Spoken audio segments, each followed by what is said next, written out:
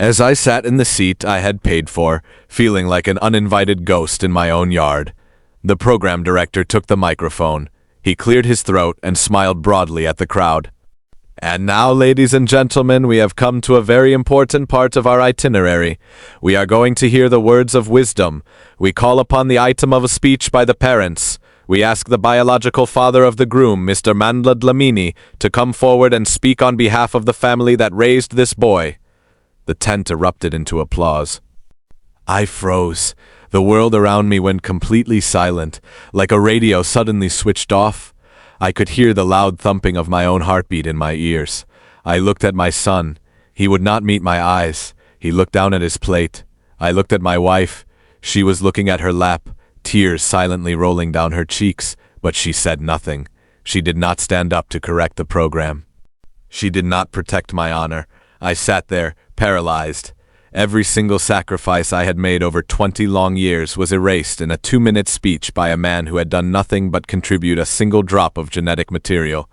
To understand how we got to this point, the point where I paid the price of love, paid it in full, let me take you to the beginning. The wind in the Mpumalanga highveld does not just blow. It whispers secrets through the dry winter grass. It carries the scent of wood smoke, old dust, and things long forgotten. My name is Thulani. In our culture, the elders say the wild cat of the mountain does not rest on just any tree. They mean that blood will always call to blood. They mean that a man can pour his entire soul into a soil that belongs to a stranger, only for the harvest to be stolen from him in broad daylight. Sit down with me around this fire tonight. Let me tell you about the heaviest silence I have ever carried. This is the story of a wedding that took place in my very own yard, built on a foundation of my own financial ruin, where I was made an uninvited ghost at my own table. We begin our tale not at the peaceful dawn, and not during the years of my grueling labor, but in the exact frozen second where the spear pierced my heart. To understand the depth of the wound, you must understand where we began. 20 years ago, I was a man content with a simple life. I had my small workshop, my tools, and the quiet peace of my routine. But everything changed the day Nomvula walked into my yard. It was a sweltering Tuesday afternoon when an old, battered sedan crawled into my workshop, steam hissing violently from the radiator.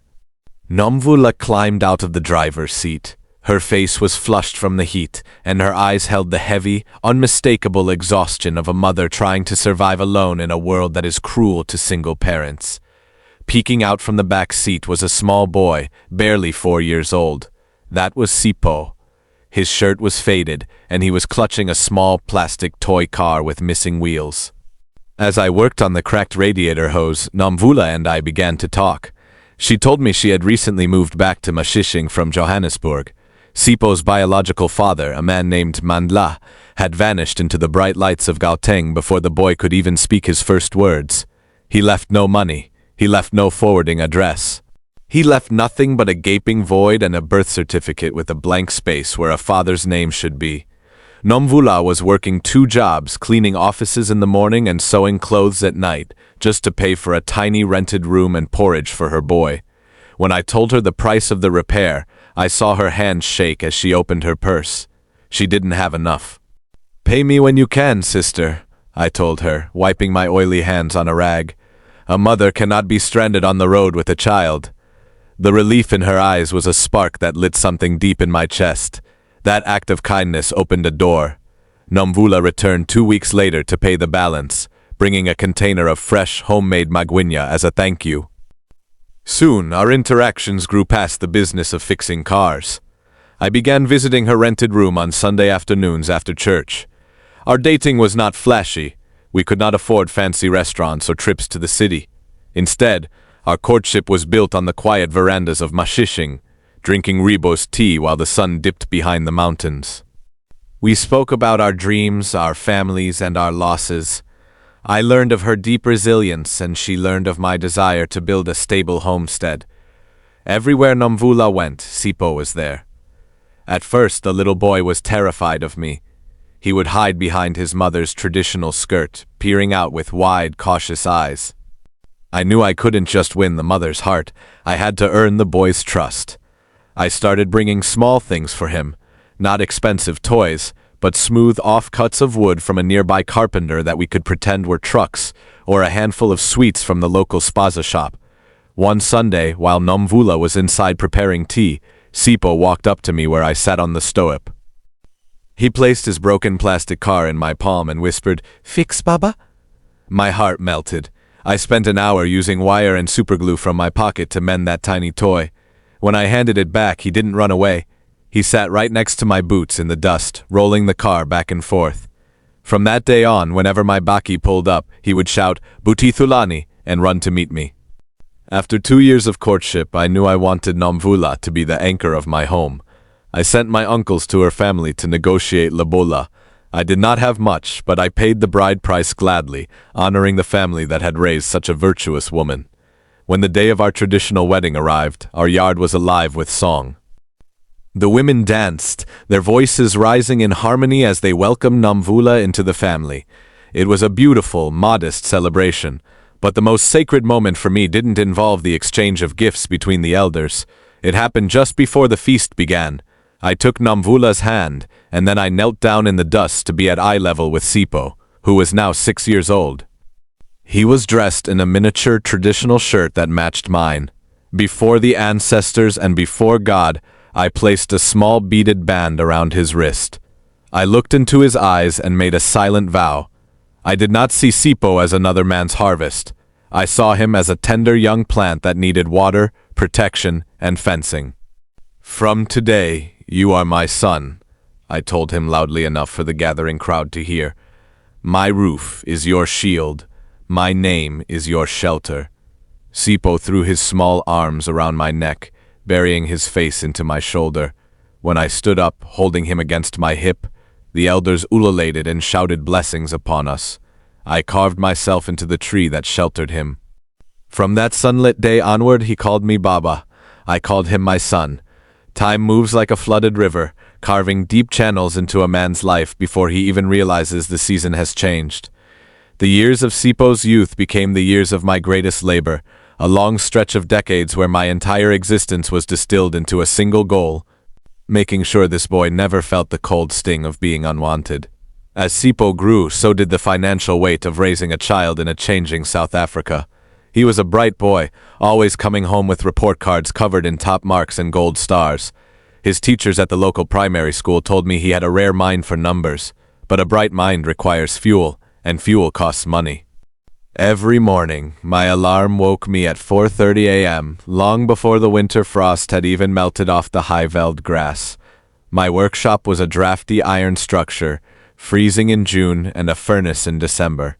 My hands became a permanent map of my trade, entrenched with black engine oil that no soap could ever fully wash away, skin hardened into thick calluses from turning heavy spanners, and knuckles permanently scarred from slipped wrenches. When Sipo entered high school, the financial demands intensified.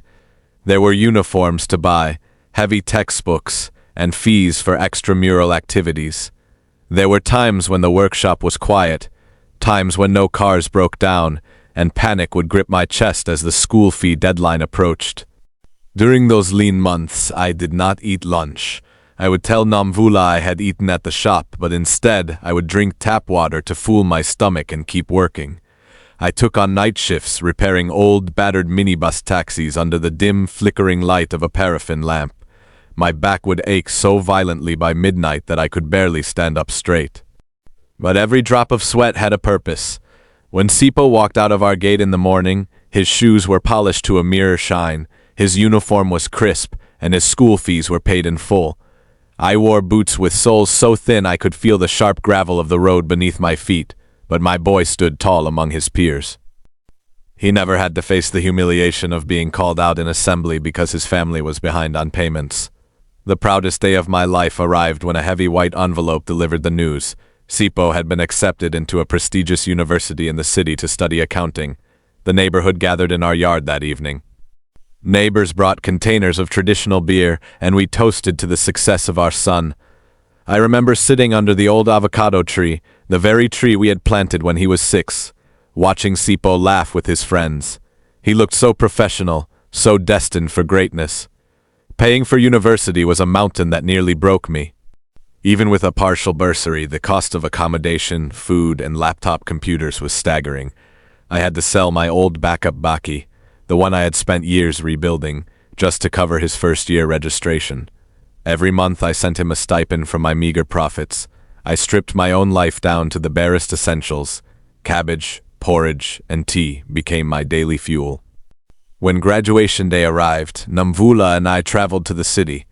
Sitting in that grand university hall, listening to the classical music, I watched Tsipo walk across the stage in his black academic gown. When his name was called, I forgot my aching joints. I stood up and let out a roar of pride that echoed off the high walls, while Namvula ululated until her voice cracked. When we took photos outside, Tsipo placed his degree certificate into my rough, oil-stained hands. "I did this because of you, Baba," he whispered. In that moment, I felt like the richest man in Africa. I believed every sacrifice had been worth it. Tsipo secured a good corporate job in Johannesburg soon after. He was making a life for himself, and it wasn't long before he met Lerato, a beautiful young woman from a highly respected, traditional family in KwaZulu-Natal. One Friday evening, Tsipo drove down to Mashishing in a modern car he had leased. We sat together under the avocado tree, the night air cool and crisp. "Baba," Tsipo said, his eyes fixed firmly on his hands. "I have found the woman I want to build a home with. I want to pay lobola for Lerato. But her family is traditional and strict. The requests they have sent for the upcoming negotiations are very heavy. The number of cows, the luxury blankets for the aunts, the modern suits, and the grand celebration they expect. Baba, it is too much for my salary alone. I am drowning in the costs." Nomvula sat nearby, her eyes pleading silently. A mother's heart always wants her child to stand before his in-laws with absolute dignity. She did not want Lerato's family to look down on our homestead. I looked at my bank account that night. It was empty. The economy had been harsh on small workshops, and my body was slowing down. I had no savings left. University had consumed everything. But looking at the desperation in the eyes of the boy I had raised from a toddler, I could not say no. A father does not fold his arms and allow his son to be shamed in front of his future in-laws. The next morning, I walked past the reputable commercial banks. They would not give a loan to an aging mechanic with an unpredictable cash flow and no assets besides a modest house. Instead, I walked into a small, dim office on the edge of town. It was run by a notorious local cash loan microlender, a mashonisa, the kind of place that preys on desperate men. The air in the office was thick with tension, and the walls were lined with files of people who had lost everything. The interest rate they offered was predatory, designed to strip a working man of his peace. They required collateral. With a shaking hand, I signed over the deeds to my workshop equipment, my lathes, my hydraulic lifts, my heavy-duty tools. If I defaulted, my livelihood would be stripped away. I took out a massive loan of R800. It was a terrifying, suffocating amount of money for a man in my position. It meant that for the next 36 months, every single rand of profit from my sweat would go directly into the pockets of this lender. I would be living on the absolute margins of survival for 3 long years. But I comforted myself with a singular driving thought. My son will stand tall among men. His in-laws will know he comes from a house of honor. We bought the finest gifts for the bridal delegation. We paid the bridal price without a single complaint. And because renting a luxury commercial venue in town was far too expensive, I offered my own yard for the main traditional wedding celebration. For 3 weeks leading up to the grand day, I became a laborer on my own land. I woke up at 4 a.m. every single morning. I mowed the lawn with an old hand mower until it looked like a perfect green carpet. I bought white lime and painted the perimeter walls until they gleamed. I cleared the greasy workspace where I usually fixed cars, scrubbing the concrete floor with degreaser until the oil stains disappeared, all so we could pitch a massive, pristine white marquee tent. I spent the very last of my emergency cash hiring elegant catering chairs and buying prime goats for the ancestral blessings. I wanted the neighbors and the wealthy in-laws from KwaZulu-Natal to look at our yard and say, "Indeed, Thulani is a true patriarch. He has raised a prince." I had built the stage, I had paid for the lights, I had no idea that I was merely preparing the theater for my own undoing. The morning of the wedding was beautiful. The Mpumalanga sun broke through the mist, warming the white canvas of the marquee tent. The music was vibrating through the ground, traditional Zulu and Swati songs blending into modern Afro-pop. Women were cooking in big three-legged iron pots at the back, the smell of beef stew and steamed bread filling the air. I dressed in my finest traditional attire, a beautiful beshu and a polished animal skin over my shoulders. I sat in the front row of the tent next to Nomvula. My heart was bursting with pride. Every time someone complimented the beauty of the yard or the abundance of the food, I smiled inside, ignoring the sharp knot in my stomach that reminded me of the loan statements waiting on my desk. Then, just as the program director stood up to announce the formal introductions, the atmosphere changed. A sleek, expensive German car drove through the gate. It parked right on the grass I had manicured so carefully. Out stepped a man dressed in a costly, shimmering silk suit. He wore gold rings on his fingers and dark sunglasses that hid his eyes. Behind him followed two younger men carrying expensive bottles of whiskey. A murmur went through the crowd. I looked at Nomvula. Her face had completely lost its color. She gripped her traditional skirt tightly, her knuckles turning white. It was Mandla, the biological father, the man who had vanished 20 years ago. I watched in confusion as Sipo walked quickly toward the car. I expected anger. I expected confrontation. Instead, Sipo embraced the man. They hugged like old friends reuniting after a short holiday. Mandla laughed loudly, patting Sipo on the back, gesturing to his expensive car as if to say, "Look what I have brought you." Nobody had told me. Not Nomvula, not Sipo. I felt a sudden coldness spread from my chest down to my fingertips. But I told myself to be calm. "Thulani," I whispered to myself, "you are an elder. Do not cause a scene at a wedding." Perhaps he just came to watch from the back as a guest. How wrong I was. The wedding proceeded, but the joy had turned to ash in my mouth. Mandla was escorted to the front VIP table. He sat there, pouring expensive whiskey for the bridal party, laughing loudly so that everyone could see him. The catering staff, mesmerized by his flashy clothes and the tips he was throwing around, treated him like royalty. Meanwhile, I sat in the seat I had paid for, feeling like an uninvited ghost in my own yard. The devastating blow came during the formal speeches. The program director took the microphone. He cleared his throat and smiled broadly at the crowd. "And now, ladies and gentlemen, we have come to a very important part of our itinerary. We are going to hear the words of wisdom. We call upon the item of the speech by the parents. We ask the biological father of the groom, Mr. Mandla Dlemini, to come forward and speak on behalf of the family that raised this boy." Lerato's family from KwaZulu-Natal clapped warmly, whispering about how dignified and wealthy the groom's father looked. I froze. The world around me went completely silent, like a radio suddenly switched off. I could hear the loud thumping of my own heartbeat in my ears. I looked at Sipo. He would not meet my eyes. He looked down at his plate. I looked at Nomvula. She was looking at her lap, tears silently rolling down her cheeks, but she said nothing. She did not stand up to correct the program. She did not protect my honor.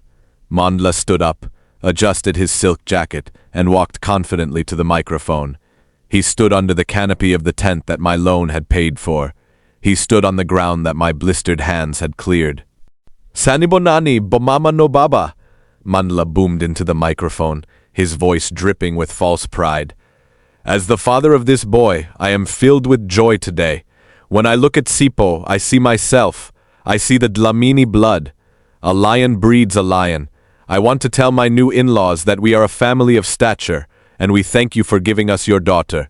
Sipo, my boy, I am proud of you. Keep the family name high." The crowd cheered. Someone raised a glass of the whiskey Mandla had brought. I sat there, paralyzed. The Dlamini blood? What about the mechanics oil that paid for his standard-grade mathematics textbooks? What about the nights I stayed awake when he had a burning fever because his biological father was spending money in clubs across Gauteng? Every single sacrifice I had made over 20 long years was erased in a 2-minute speech by a man who had done nothing but contribute a single drop of genetic material. The anger that rose inside me was like a fire in a dry forest. In our culture, a man has a right to stop a ceremony if his ancestors and his labor are insulted. I had the right to stand up, grab that microphone, and expose the truth to the in-laws. I had the right to say, "This man is a thief. He is stealing a harvest he did not plant." My hands shook. I gripped the arms of my plastic chair so hard the plastic groaned. But then, I looked at Sipo. Despite everything, I saw the terror in his eyes. He knew he had wronged me. He was terrified that I was going to ruin his big day in front of his new bride and her proud family. If I caused a scene, the wedding would collapse. The gossip would follow them forever. I closed my eyes. I took a deep, shuddering breath. I thought of the little 4-year-old boy who used to hand me spanners in the workshop. I realized that my love for him was still greater than my humiliation. A real father protects his children even when the children pierce his heart with a spear. I did not stand up. I did not scream.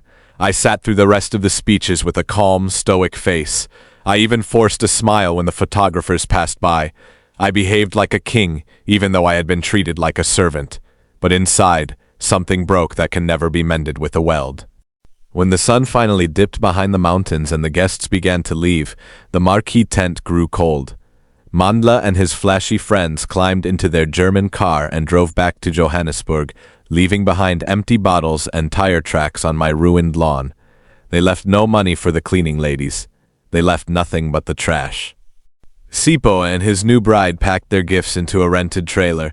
Before they left for their honeymoon, Sipo walked over to where I was packing away the remaining chairs. "Baba," he began, his voice small, shaking. I held up my hand, stained with the dust of the day. I did not let him finish. "Go with your wife, Sipo," I said softly, my voice dead and flat. "Do not keep the road waiting. It is late." He stood there for a moment looking at the ground before turning around and walking away. He didn't say thank you for the yard. He didn't mention the loan. He just left. Now I sit alone in this big, quiet yard. The tent is gone, leaving only yellow patches on the grass where the sun could not reach. The microlender's book sits on my table, a painful reminder that for the next 36 months I will be paying for a ghost's grand performance. Sipo lives his life in the big city now. When he visits, he sits on the stoep as a guest, not a son. We drink our tea, we speak of safe, shallow things, and then he drives away in the quiet afternoon. In our old folklore, the elders tell us about the impundulu, the lightning bird that serves a cruel master, bringing sudden storms and stealing the life force of those who raise it. I realized that Mandla did not need to be present to be a father in Sipo's eyes. The flashy car, the expensive silk suits, and the empty promises of Gauteng will always hold a magic for a young man that a humble mechanic with oil under his fingernails can never match. I paid the price of love, and I paid it in full. But as I sit beneath the avocado tree tonight, watching the stars look down on Mashishing, I carry a quiet truth in my chest. You can build a house for a child. You can fence it with your own blood, but you can never force their heart to call it home. Thank you for sitting with me tonight to listen to this heavy tale. Sometimes the deepest folklore is not about mythical creatures. It is about the quiet battles fought in human hearts right in our own backyards. If this story touched your soul, please leave a comment below. Have you ever sacrificed everything for someone, only to be cast aside when the lights came on? Let us talk in the comments. Don't forget to like, share, and subscribe to the channel for more unvarnished narratives from the heart of our land. Until the next sunset, guard your hearts, and look after those who truly stand by you in the dust. Goodbye.